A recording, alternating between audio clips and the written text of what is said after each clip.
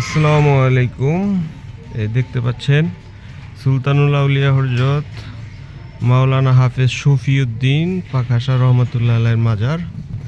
এই মাজার এখানে এই আউলিয়া আগমন করেন 1965 সালে ওফাত লাভ করেন এবং এখানে মাজার হয়। এটা ঝালকুড়ি নারায়ণগঞ্জ এই মাজারটা অবস্থিত। আমরা মাজারের ভিতরে যাব এবং দেখব।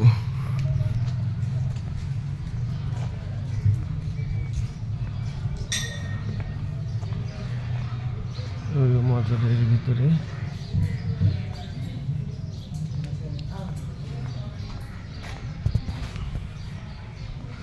এই যেটা হলো মূল মাজার,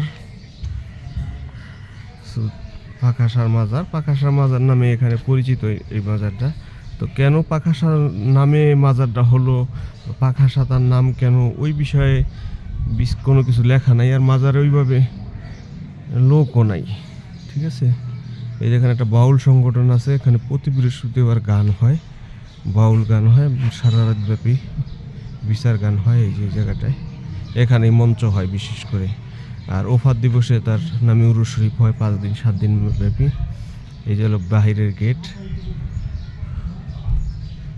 এই দেখতে পাচ্ছেন। এখানে কিভাবে জিয়ারত করবেন মাজার সেটা স্পষ্টভাবে লেখা আছে, দেখতে পাচ্ছেন। যদি জিয়ারত করতে আসেন তাহলে ওদের প্রবেশ নিষেধ লেখা আছে, ভেতরে প্রবেশ নিষেধ, এখানে আসতে পারবেন, কি করতে পারবেন। মাজার ওই যে একটা মিনার আছে এবং এই মাজারটা অনেক সুন্দরভাবে সাজানো হয় উরুস শরীফের সময়। এখন সাজানো নেই, আমি একটু দেখাই। এই যে মাজারের স্ট্রাকচার,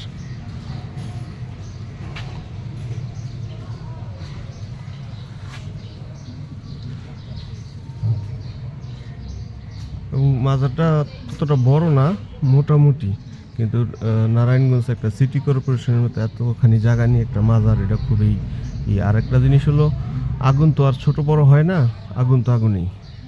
সেটা একটা মেজারকাঠির আগুনও আগুন, একটা গড়পুরাইয়া যে আগুনটা সেটাও একটা আগুন। ঠিক আছে, দাবানলের আগুনও আগুন। ঠিক আছে, তো আগুন কখনো ছোট বড় হয় না, তো আউলিয়া কখনো ছোট বড় হয় না, সবাই আগুন। ঠিক আছে, সবাই বড়। এই যে মাইক লাগানো আছে উপরে, এখানে একটা বাউল সংগঠন আছে, দেখি। তো সবাই মাজার আসবেন, জিয়ারত করবেন। আউলিয়াদের সহবত, এক মুহূর্ত সহবত 60 বছর বা 100 বছর ইবাদতের চেয়েও উত্তম। এই যে এখানে ফুল ঠিকানা, মাজারের ফুল ঠিকানা দেওয়া আছে এখানে। যদি কেউ আসতে চান তাহলে এই ঠিকানা চলে আসবেন সরাসরি। এই যে মাজারের গেট, বের হওয়ার গেট, ঢোকার গেট। এই যে মাজারের সম্পূর্ণই দেখালাম। তো সবাই ভালো থাকবেন, সুস্থ থাকবেন। আবার অন্য কোনো সময় অন্য কোনো মাজারে আপনাদের সামনে শুক্রবার বা অন্য মাজারে নিয়ে হাজির হব, এবং আপনাদের যদি কোনো কিছু প্রশ্ন থাকে সেটা করতে পারেন, বা আপনাদের কোন মাজার দেখতে চান সেটাও জানাতে পারেন, তাহলে আমরা ওই মাজারে যাওয়ার চেষ্টা করব। সবাই ভালো থাকবেন। আসসালামু আলাইকুম।